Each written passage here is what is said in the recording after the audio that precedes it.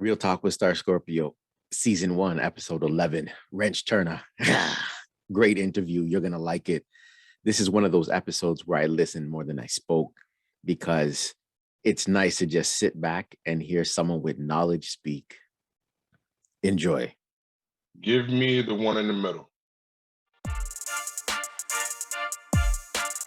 Wrenchturna, welcome to Real Talk with Star Scorpio. How you doing today? Peace, my brother. I'm at peace, man. How are you? I'm good, thanks. Before I start asking questions, I want to let you know first. You inspire me, man. And sometimes people don't know that someone's watching them from a distance and they may not realize what impact they're having on their life. So I can dig it. Yeah. So one day I may feel bad and I see a quote on your Instagram and it lifts me up. Or I watch one of your videos DJing, right? And you're playing some good music and it gives me those positive vibes. So yeah, man. So thanks for that. I appreciate it, man. No problem. And first, you're the first guest that we're going to be touching on different topics now. Because you're a good example of you don't have to do one thing in life. First question I have for you.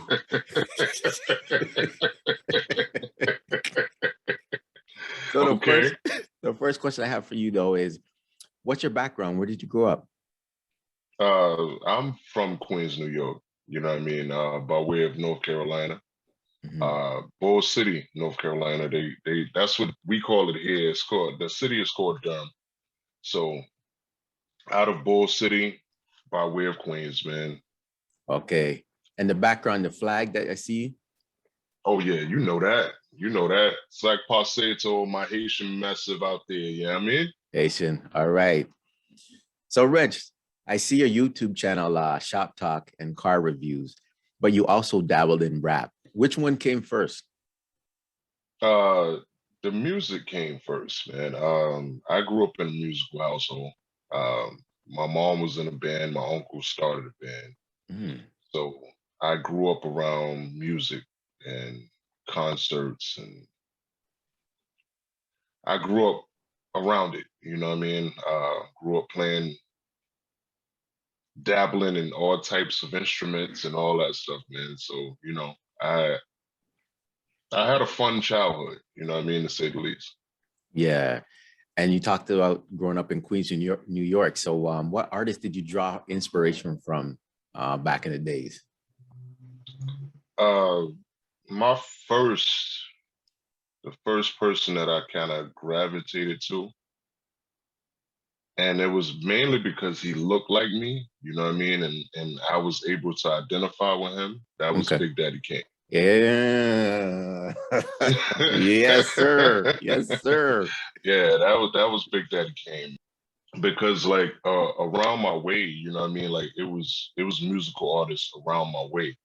So I knew of many different musical artists, but it was like the people or the entities that I gravitated to was dark skinned like me, you know what I mean? So those are the entities that I said, if they can do it, I can do it. You know what I'm saying? Right. Now, you also DJ. Was this a transition from rapping or did it start at the same time? I DJ'd first. I used to play on my cousin's Technique 1200s. And he bought me a record player, but it wasn't a mixing record player. It was just to spin my little 45s on. Right. You know what I mean? Yeah. So me being the intuitive brain, I tore it down and I modified it so that I could backspin on it. Okay. And all it was putting another rubber band in there because you had a generator that had a rubber band going from the generator to the actual wheel that spun the turntable.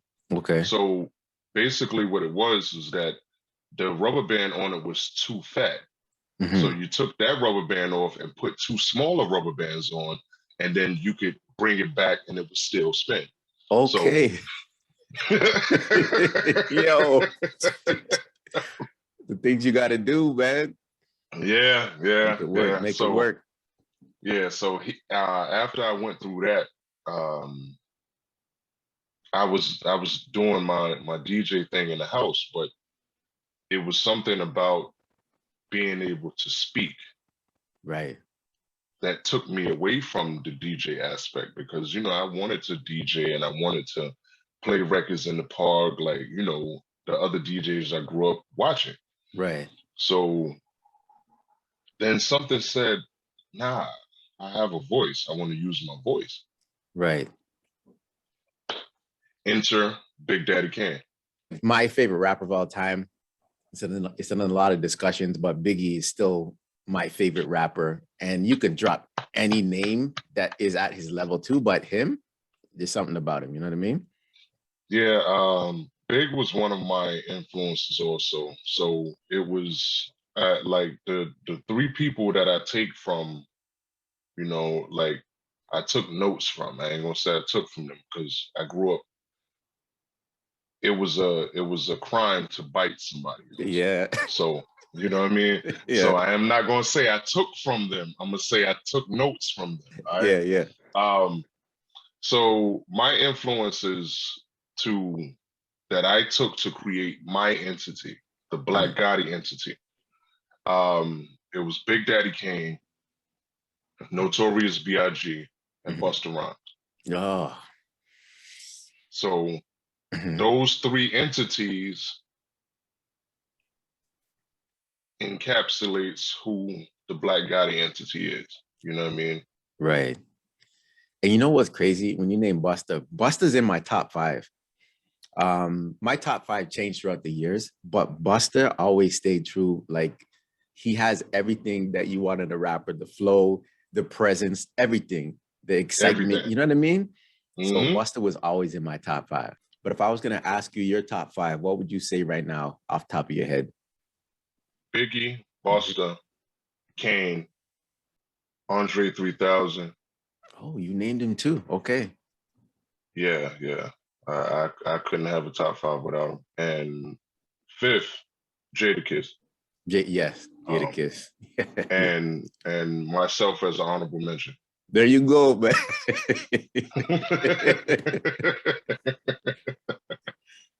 Okay, yo, now shop talk, car review, man. Being a mechanic, a unique and special skill. Where did you learn about cars and bikes? Was it back in high school? You know, we took auto shop, or Yeah. did you have an apprentice? How'd you learn? Well, as I mentioned earlier, I was good with my hands from young. I was always good with my hands. Mm-hmm. Well, my very first bike, I was about 6 years old, and my first bike was a PB50. I had a very my brain was just wanting to know everything, anything that was around me. I wanted to know how it worked. Didn't matter what it was, I wanted to know how it worked. So it couldn't have been no longer than 6 months, but it couldn't have been no shorter than 2 months. I tore that bike down at 6 years old. Wow. Mm-hmm. I got chastised and, lashed a few times, and Yeah.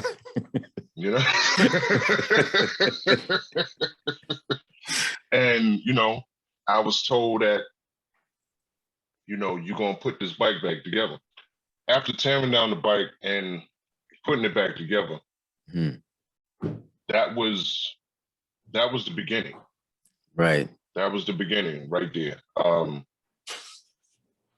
So from 6 years old up until about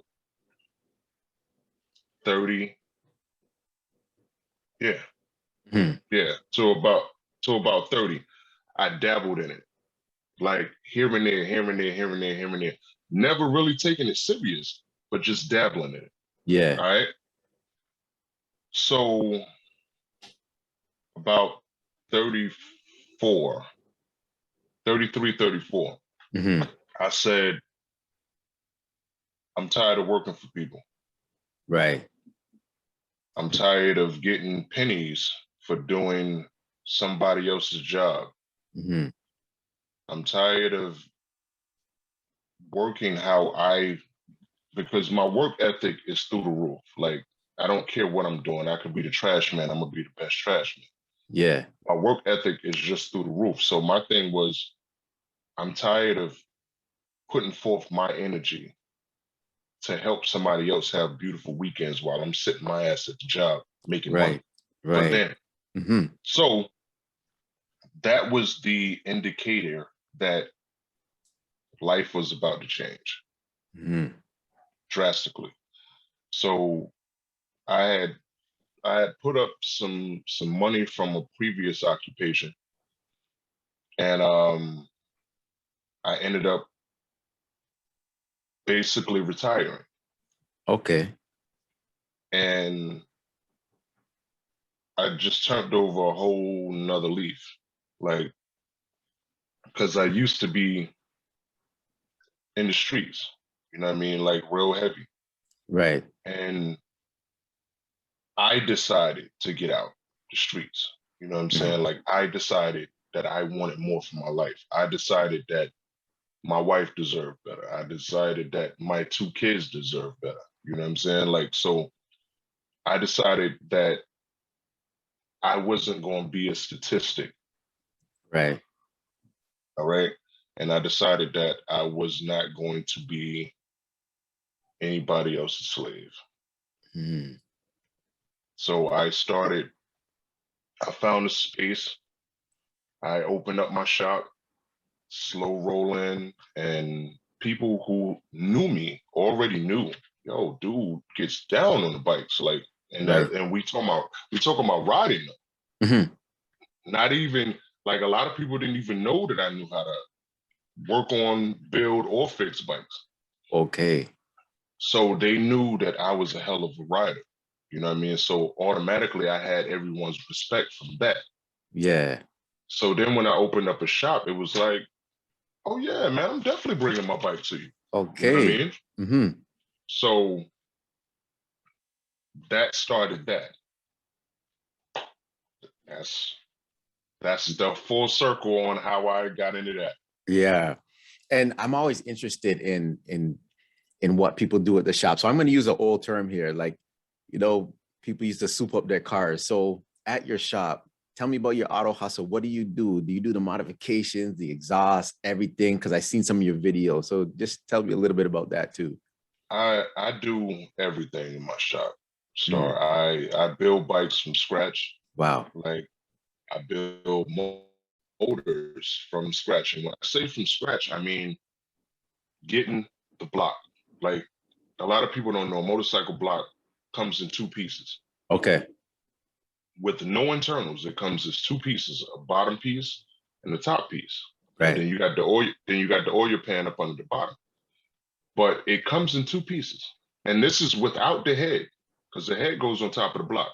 So from 2 pieces all the way up into something that you can enjoy. Wow. I do. Crazy, crazy. Motivational. Salute to that, man. I appreciate it, champ. Yeah. And this leads me to now your next venture, because I want to know when this started. So Voss and Bridges. How did you start your own clothing line? Where did the name come from? And what inspired you to do this? So the first thought was, if you didn't know, I'm 6'3", bro. I'm tall. Anytime I'm in a crowd or venue or whatever, like, I'm always kind of over the crowd type, and I'm looking at everything. So my first thought was, I know that I can dress. All right. I've been knew that a long time ago. So I said to myself, when you gonna stop spending so much money with these people that don't care about you? Right. So Gucci, Montclair, all of these other big house names, they was doing little things to let Black people know that they didn't care about us. So the last little piece of thing that I seen was from another clothing line, and they had something going on with H&M, but it was disrespect to us. Okay. That was the day that I took all of my designer clothes and I gave them away to the homeless. Wow. Wow. Do you remember And do you remember what year that was? 2019. 2019. Okay. Summer 2019. Mm-hmm. Wow, right before And COVID too. Wow. Okay. yep. Mm-hmm. Summer 2019. And I said everything that I was going to wear was going to be nondescript at that point. So at that point, all I had was like blank tees, or if I had a tee that had a graphic on it, it had some quirky saying to it. Yeah. And most of my jeans was like Levi's or like Jabot, or you know what I mean, like, pardon me, stuff that we already made popular type. Right. So then I said, I can brand myself, because I know for a fact I'm a trendsetter. You know what I mean? And I'm not bigging myself up or none of that like that. Like, and I'm not even being braggadocious, but I just know, being told, I know how to dress. Right. So that means that I could put anything on my frame, and when I go out, people are still going to look at me the same way that they've been looking at me. Right. Right.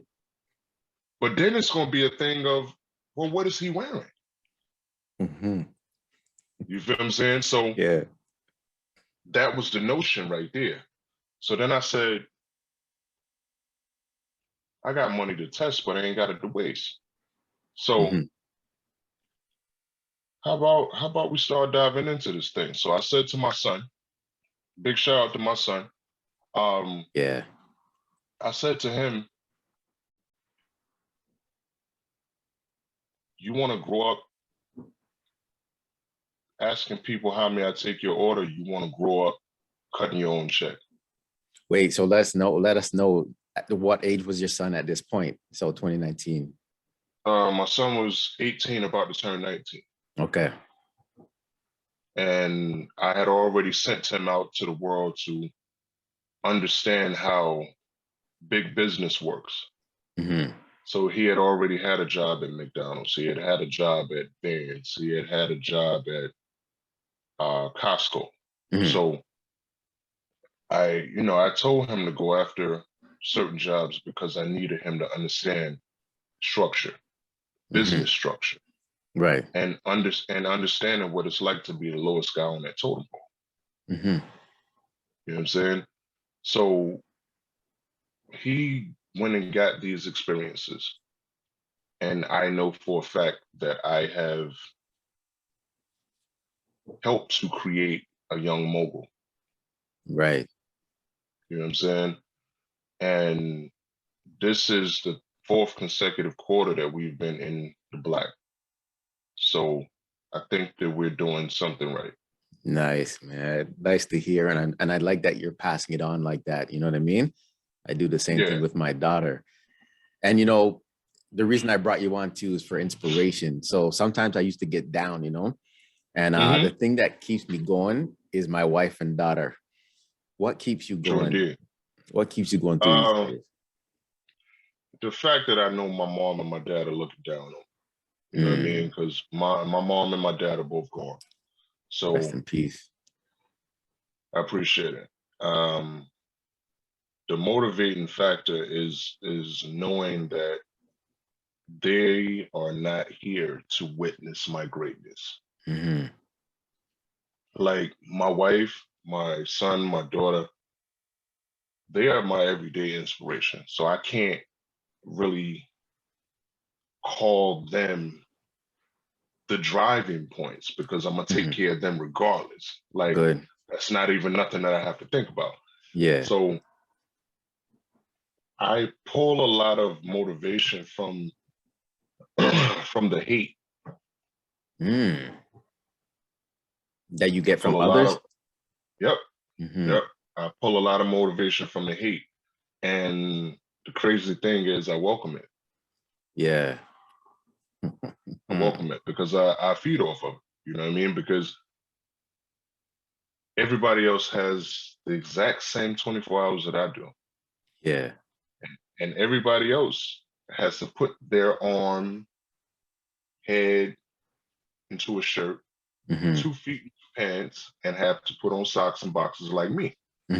So for another human being to muster any type of discretionary nonsense, I mean, I almost cursed right there too. Yeah. But for anybody to send unnecessary negative vibes towards me, I find it real comical. Yeah. You know what I mean? Because everybody else has the same 24 hours. So for you to find it within yourself to hate on me, it's like, wow.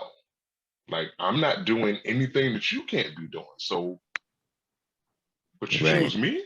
I'm flattered. You know? Yeah, But Rich, when people are like that, they have some internal struggles that are going on in their lives. That's why they try and project it onto someone else, really. You know what I mean? So I understand why that even drives you too. You know what I mean? So the last question is, because again, on the inspirational talking, what would you tell someone right now who's listening, that's ready to give up on their dream? Reevaluate. All right. Reevaluate. I started my YouTube channel in 2009, start. Okay.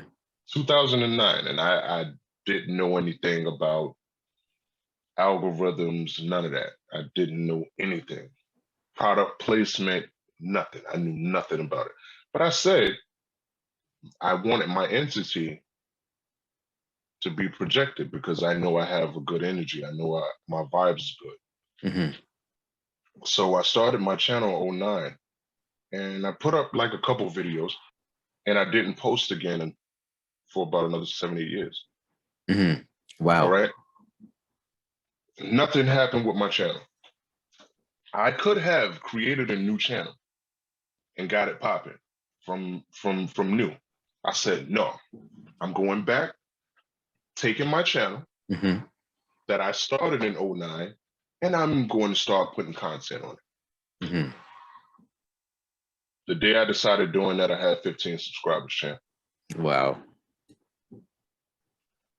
Right now, I am almost at 950 subscribers. And my channel is being prepped for monetization. Right. Yep. You feel what I'm saying? And I knew that this was going to be a journey.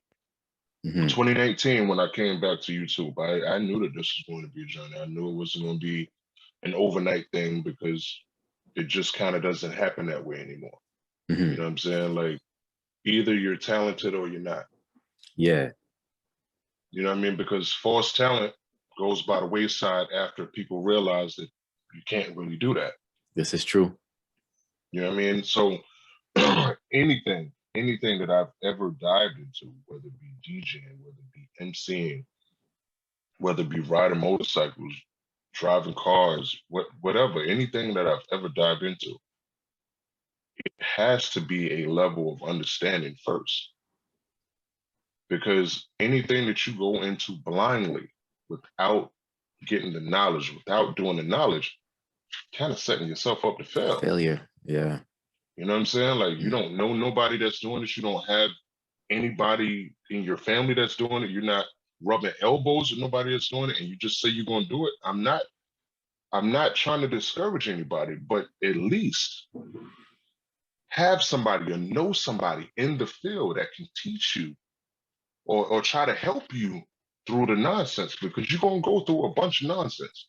Like, and I'm only relating this to YouTube because there was a lot of stuff that I did not know. And I didn't have anybody. I didn't have anybody that did YouTube. One of my homeboys, he has 230,000 subscribers. All right.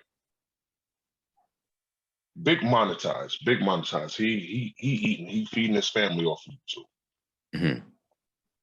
I didn't ask him one question. And Why didn't you? Let us know. Why didn't you do it? Because of my ego. Yeah. You know what I'm saying? Like being all the way 2000 with you because of my ego, because I'm like, I'm a trendsetter.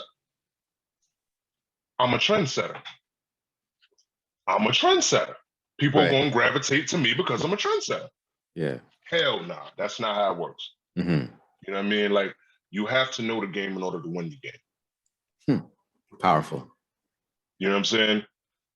There is no way that you can get into a gladiator sport and win amongst gladiators if you don't even have the tools to fight. Wow. You know what I'm saying? Mm-hmm. And I came into the fight as a matador, but I didn't have any tools. Mm-hmm. So then I'm just sitting there getting poked by the ball. You know what I mean? Like, right. Until I said, yo, let me open up the spidey senses. Mm-hmm.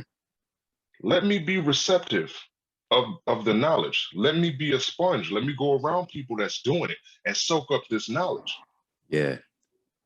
I went from 150 subscribers to about 600 subscribers based off of that knowledge. Wow. Now, mind you, we still talking about hundreds of subscribers. Like, I haven't even crossed 1,000 yet. It's on the way. It'll probably be there before Christmas, maybe. Mm-hmm. But I said I was going to just be me. Period. Point blank. Like, my last job, my very last job, I was working at Amazon. I was one of the lead guys in my section. Mm-hmm. I walked off the job, Star. Wow.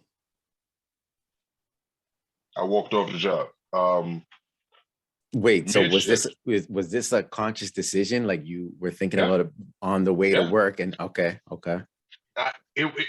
Days before then, like I almost walked out before then, like on numerous days before then. Mm-hmm. So I'm standing inside of a Amazon warehouse with a Wrenchturna shop shirt on. Yeah. A Voss and Bridges hat. And I'm looking around at everybody. I stopped working, Star. I stopped working. Wow. And I looked around. Mm-hmm. And I'm looking at all of these people working for Jeff Bezos. Yeah. And I'm like, I'm Jeff Bezos. I get it. You know what I'm saying? Like, nah, man, let me get out of here and let me get to it, yo. The day I walked out of there, we didn't have a website or anything for Voss and Bridges. We didn't have a website. We only had a shop shirt and like 2 hats. Yeah. One was a snap and one was a beanie. I can go in the next room right now and pull both of them out to you because I have both of them in the bag. I have them hanging up in my walk-in closet. Yeah. I have it pushed all the way to the back. So every time I walk in my walk-in closet and I look to the left, I can see that. And I know what's in that bag. Yeah. What's in that bag is the representation of you can't go back. There is no going back. You know what I'm saying? Amazon contacted me several times trying to get me to come back because they know my energy. Right. And they know I'm there to make things move. I do numbers. That's what I'm really good at. And that's one of my hashtags. I do numbers. I'm really, really good at numbers. They tried to bring me back a couple times and I just politely declined because I'm still fighting my fight. You know what I'm saying? Like, I can't take my energy to help make you the richest guy in the world when I need my energy to help create generational wealth for my family. Generational wealth. Yep. You know what I'm saying? Like, we already come to understand generational health. I need the wealth to go with it. You know what I'm saying? Like, because when you were saying that we're kind of in the same age bracket. We are. You're a little older than me, but we are in the same age bracket. You know what I'm saying? Yeah. Like I came into this world late 70s, Yeah. and it's a lot of things that I still don't understand. It's a lot of things that I've just put out of my mind because they don't adhere to what I have going on. So I just try to stay with my mind frame, going forward, because I know all of the things that was back there, either they hindered me, didn't help me, or caused somebody to hate on me. Mm-hmm. So I had to take myself out of the public eye. I took myself out of the public eye, redesigned who I was, and I came out with Wrenchturna. You know what I Yeah. mean? Like, people didn't see me for a while, bro. You know what I mean? Because all they knew was Black Gotti, Black Gotti, Black Gotti, Black Gotti. And I've sold almost 200,000 records as Wow. Black Gotti. Yeah. You know what I mean? I own my publishing, I own my records, I own everything. Mm-hmm. I even own the record label. You know what I'm saying? Like, I've never had a problem owning things, you know what I mean? Because I know how to file the paperwork to do so. A lot of people just scared to do paperwork, you know what I mean? But all it is figuring out the particulars so that you don't lose on that little fine print that they tell you about. Because a lot of people don't read the fine print. Right. I'm about details. I'm reading the fine print first. Because everything else they want you to see. So give me the fine print first. You know what I'm saying? Yeah. And then we get to the public the public, what I want to say, the public subtleties that you want everybody to know. You know what I'm saying? Because like I keep a lawyer on retainer. Like I have things in order for everything that I'm doing. Like I said, I just come from a different background. You know what I mean? And being Haitian, like I never had a problem going to work. I never had a problem going to earn mine. I just kind of knew it was a better way to do it. You know what I mean? Especially looking around and understanding that people can't even take care of their households based off of like wage hikes. Like people are making $15 an hour and still can't make ends meet. Ends meet, yeah. That's asinine. You know what I'm saying? Like the original minimum wage is like $7, son. So in my brain, I'm like, who in the hell is living off $7 an hour? Right. You know what I'm saying? Then you look around and everything's being raised. The price of milk, the price of a bottle of water. You know what I'm saying? The price of being raised on like everything. So then they raised the price. Well, I was at Amazon when they started the $15 an hour wave because they created it. Yeah. I was there. And at the time I was getting $12 an hour. They took me up to $15 an hour. They took more money in taxes. Yeah. I seen a little bit more money, but I was just like, this ain't right. You know what I'm saying? How you give me a $3 raise and I'm barely taking home $100 more on my check. So that makes sense. Nah, it didn't make sense to me. So I said, in order for me to feel how I guess used to feel when I was in the streets, because that's what it's all about. A lot of people that get out of the streets and start doing other things, it's not even about the money. They want to feel the way that they felt when they was in the streets. They want to feel that comfortableness. Like, I don't have to worry about anything. I can go buy whatever I want to buy whenever I want to buy it. I'm not really worried about nobody taking anything from me. And ultimately, nobody can fight. Right. Ownership. So most people that come from the streets, they want to feel that on a different level. which is that ownership level. And a lot of times when people get out of the streets to try to do something legal, the reason they go back to the streets is because they go into the fight without the right tools. And going into the fight with that ego, thinking that your trend-setting ways is going to help you to win in this new fight. It does not work. Take it from somebody that went through it. I went through it so you don't have to. Yo, Wrench, this is why I wanted you on the show. I wanted to listen and hear you talk because, you know, I've heard some of your YouTube videos, your Instagram posts, and very inspiring. And this is what I want people to hear. So thank you for coming out. And you know that I'm doing this for charity. So we're at the point in the interview where you're going to pick a balloon for me to pop.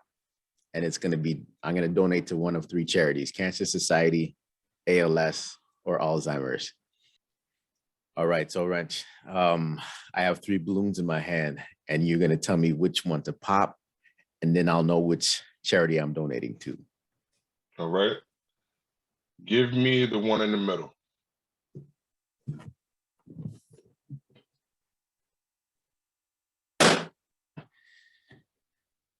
ALS. All right. So Wrench, let the people know where they could find you. Is it Instagram, YouTube, Facebook? Let them know. All right. Anybody within the sound of my voice, go check me out on YouTube. Go subscribe to my channel. As Star mentioned, I'm a motorcycle mechanic by trade. I'm a musical entity. My you know, in my veins, like my veins pump music notes. You know what I mean? So I don't have blood cells. You know what I mean? Like I have music notes going through my body. So I want you guys to pull up on my YouTube, subscribe to my YouTube. You can pull up on me at IG also. I don't really do Facebook anymore. I have these accounts, but I don't really utilize them. I utilize my Instagram and I utilize my YouTube, and also make it your business to pull up on Fanbase. It's a new app owned by Isaac Hayes' son, and it's the new wave. It's called Fanbase. You can look me up on Fanbase, Wrenchturna. Subscribe to me there, follow me there, whatever may have you. And also you can pull up on my website, which is Boston Bridges, bostonbridges.com. We also have just created an app. So I created the app about a week or so ago, and I'm looking to get it into the Play Store. I'm doing beta testing with it right now. And pull up, check us out, and shop with us. You know what I mean? Like, we're just keeping it positive, keeping it funky, man. Yes. All right, Wrenchturna, thank you for coming out today. This is the 11th episode of Real Talk with Star Scorpio, and we out. Peace.